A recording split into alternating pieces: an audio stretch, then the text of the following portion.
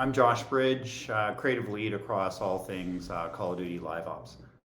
I'm Ted Timmins. I'm Senior Creative Director at Raven Studios on Warzone. So first off, season three came out Wednesday, and one of the questions I had was, how do you, as developers, decide what you want to include with each season and patch update?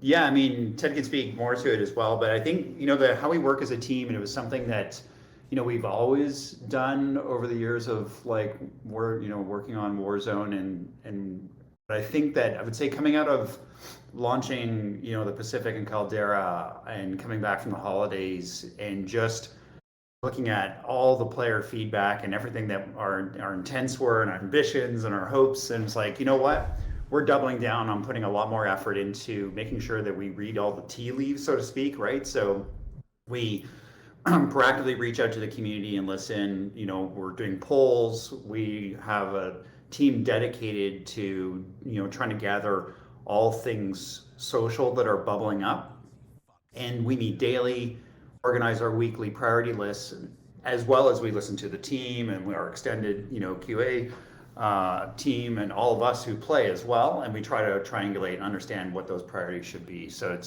it's definitely not us in a vacuum going, oh, it'd be cool, and we're just like hitting switchboards and turning knobs. It's like we're the way we look at it is we're building and maintaining and adding experiences for our players.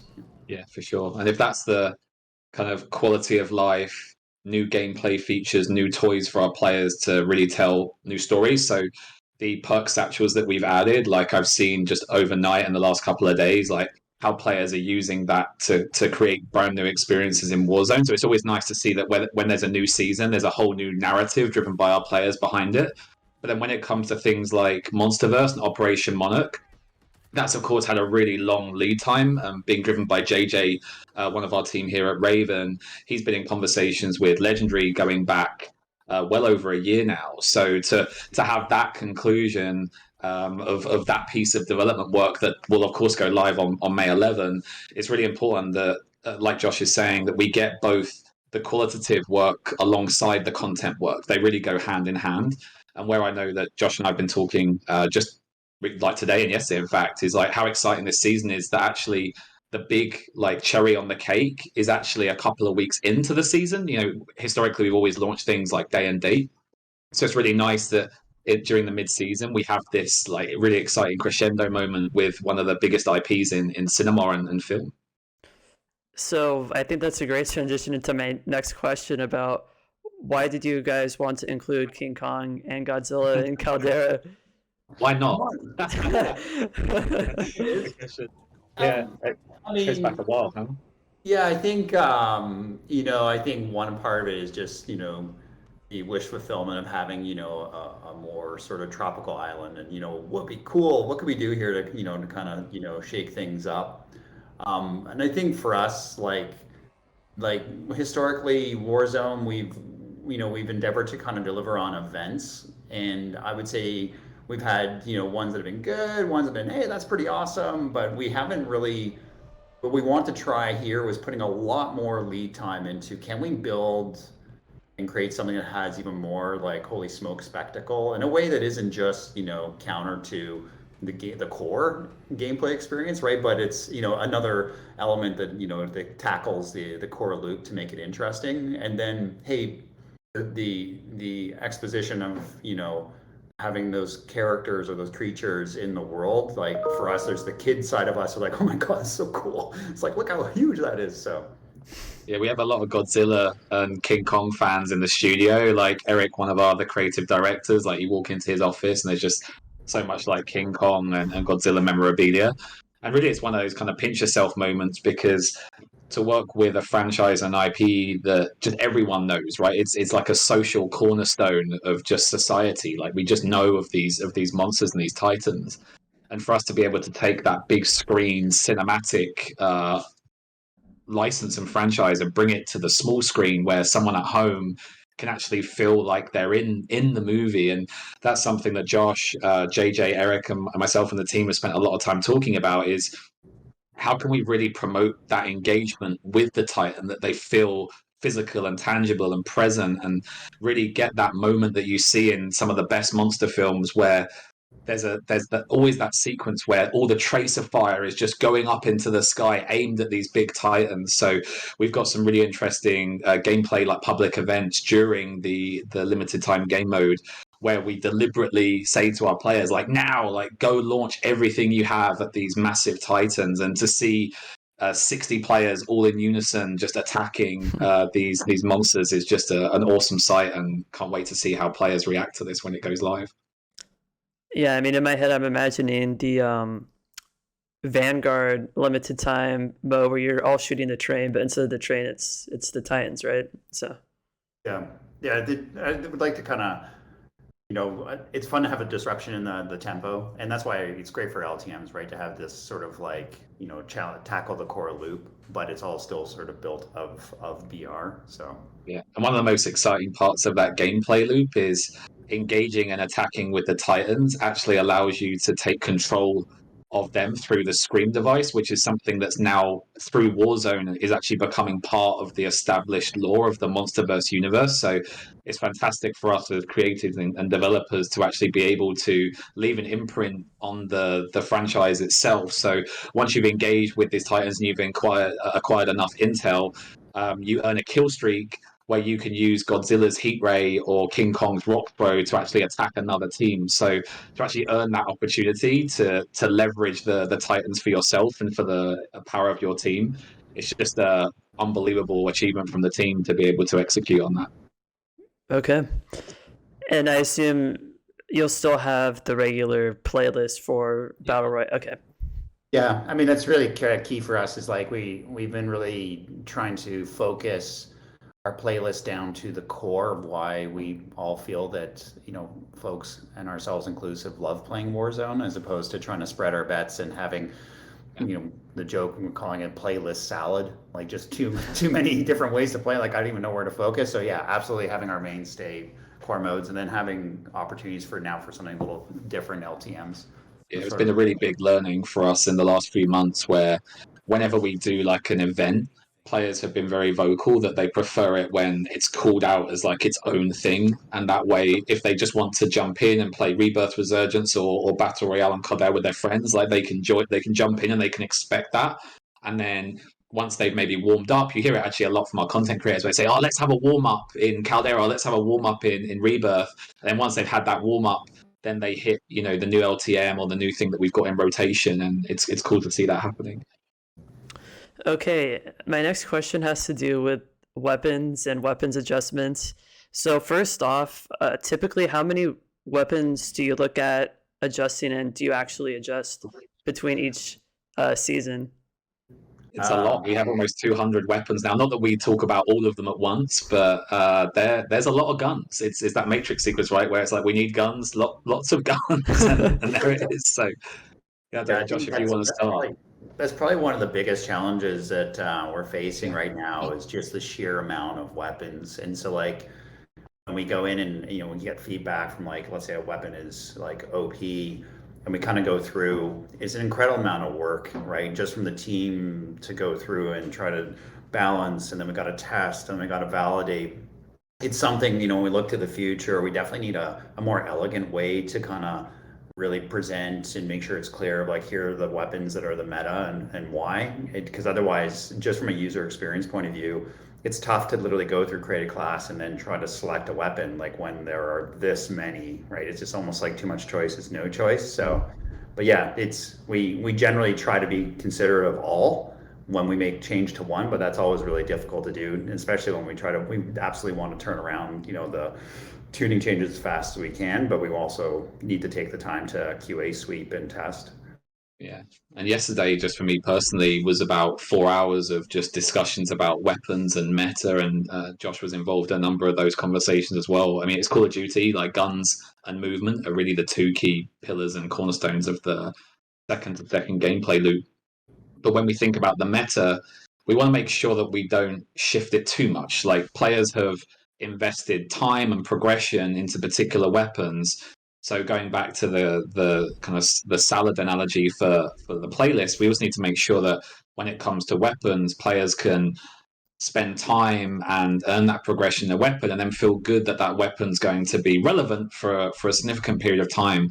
But also at the same time, we always want to make sure that each season has its own narrative and its own feeling for how that gameplay loop works. And we felt that with season 3, we'd never really touched the sniper meta.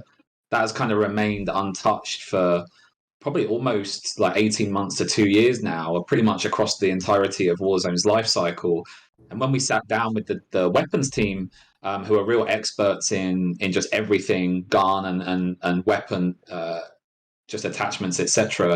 It was like, why is that the case? And we didn't really feel that we had a good answer. We felt that just we spent a lot of time focusing on ARs, SMGs, melee, but this kind of play style of snipers had kind of gone untouched. So when we actually communicated to the community a little earlier, I think we like 3 or 4 weeks ago, we mentioned it. When we saw that there was such an appetite from the community to deliver on it and that it was overdue, it was the validation we really needed that for season 3 we wanted the sniper meta to be a focus point of our weapon balancing. And obviously, you heard feedback from the community that they wanted that. But from a gameplay perspective, what prompted you to want to reassess that meta? And then how did you decide which snipers you wanted to maintain the one-shot potential and which ones not? I'll say I really trust the experts for sure. Like the thing for me was the light snipers were just as powerful as the heavy snipers. So just even on paper, there was a very clear imbalance that was worth adjusting.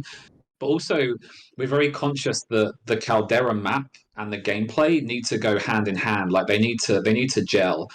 And what we were feeling with where the map is right now, and the team have done some amazing changes to the map for season 3. So the new peak, the new lighting, like that's been overwhelmingly positive feedback in the past 24 hours to 48 hours.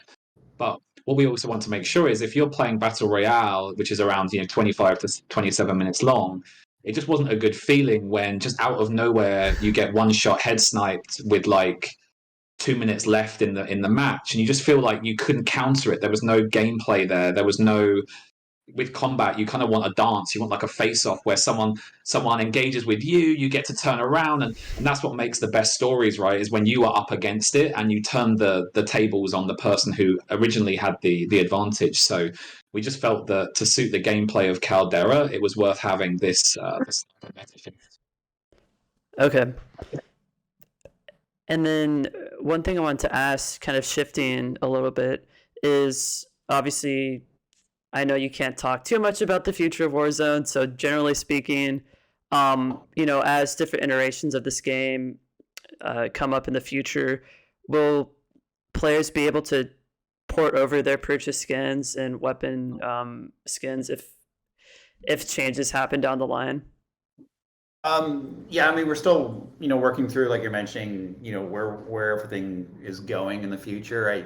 I think the thing that we've been spending the most time now, as it relates to inventory is kind of touching on what I mentioned a bit earlier, is just how do we make choice feel meaningful? And this has been one of the challenges, right? Like when you look at how many operator skins and calling cards and blueprints, and there's just so much in there, and I think, I keep trying to think, we all keep trying to think of ways, like even right now, what would be the best way to kind of like make that a meaningful choice experience? And not outside of the friction of UX of like, my God, this is painful, literally, like going through hundreds and hundreds of things and trying to find something. So I think it's something that is really new for us because like historically, obviously, with Call of Duty, it's been, prior to Warzone, it's been predominantly a game that kind of lives maybe a year or two of like sort of live services, and off we kind of go, we have a next one.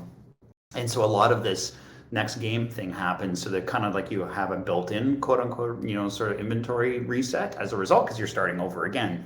So this is the first time we've actually had to face this, right? Like, oh my gosh, we actually have years growing of inventory, and there's technical challenges around it as well. It's not just from a user experience, right? Like the install size has been getting bigger and bigger, and a lot of it, a fair amount of it actually is because of these skins and these cosmetics. So we're trying to figure out, the thing that we're primarily focused on around that is the technology. How do we get more, asynchronous cloud streaming so that we can kind of like identify what should be and shouldn't be on each player's client. And then a user experience of like what's, when we kind of release stuff, why do I want it, and maybe there's some way that we can kind of think about there's a value to all this. It isn't just I just have a pile of stuff and then it just all looks like noise to me. Yeah, and when we think about the journey we've had for this third year of Warzone, as you mentioned, like season one was just full of a ton of learnings, and we knew that we just had to get our heads down and really deliver. Like we had to listen, as Josh mentioned. Like we spent a lot of time, Reddit, Twitter, just player sentiment, whether it's content creators or the wider community, and then how we've really panned out the seasons within the whole chapter ahead of us is just making sure that like each season has its own heartbeat. So season one was about Caldera, the Pacific, 1940s, the Vanguard crossover, etc. Season two, we really put a focus on Rebirth Island, massive updates courtesy of working with our friends very closely with Beanox. Season three now with King Kong, Monsterverse, Godzilla, and then when we look ahead to the seasons ahead of us, we want to make sure that we continue to really double down on Battle Royale and Caldera. And a lot of the work the team is doing right now and that I'm most excited about is how do we set ourselves up that season 4 can be Caldera's most successful season yet. And the same too for Battle Royale. We know that we have a big Rebirth audience and we know that we have a big Battle Royale audience. And I think the BR audience has felt a little bit left out because season 2 was so much about Rebirth. So we're really shifting that lens, and I just hope that when players see season 4, they see it as a real golden opportunity for what we're going to deliver to them in terms of what they can play and what stories they can tell. Okay. And I have to ask this just for our audience. I know there's rumors about Warzone 2. If you can't talk about it, understand, but talking about all of these different calling cards and operators, is that something that you're thinking about transferring over, or would it be more of a hard reset?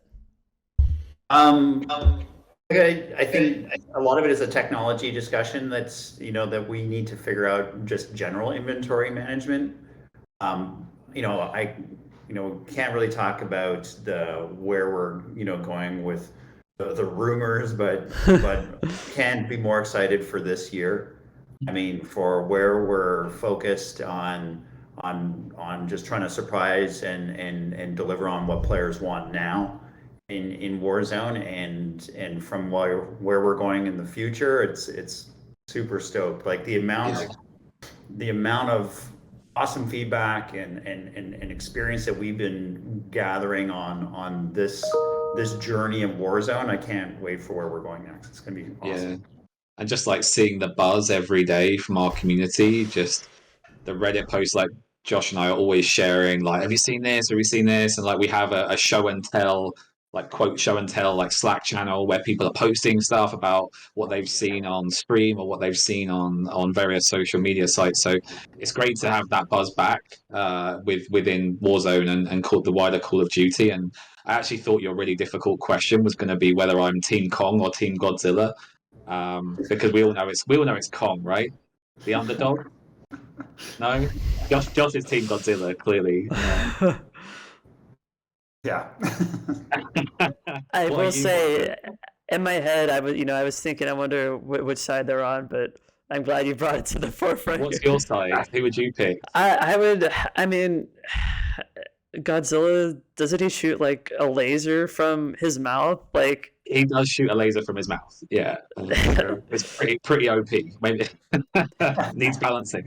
Although I did see like a finishing move circulating on Twitter of like someone turning into Godzilla and throwing someone like off a bridge. Yeah, honestly, like our cosmetics team have just absolutely nailed this season of cosmetics. Like I say it as a player that I'm just so stoked to get those on May 11, and actually just one of the most terrifying things I've experienced in our internal playtest is someone who's dressed as King Kong comes barging through a door that you just didn't know they were there or didn't expect, and it's genuinely terrifying. And knowing that that our players are about to experience that is a really cool thought. Yeah, it's a jump scare enough when that happens with the normal skins, right. King Kong. I can't even imagine. Now we can have Snoop Dogg versus Godzilla. Like who knew that would ever be the thing? Fine, I'll shut it down. Awesome. Well, I know we're at time here, so again, appreciate both of you. Again, I'm Hawken Miller. I'm a contributor to Launcher, and it was great to have you on the stream. Thank you so much to both of you. Likewise, thank you. Our pleasure. Always happy to chat.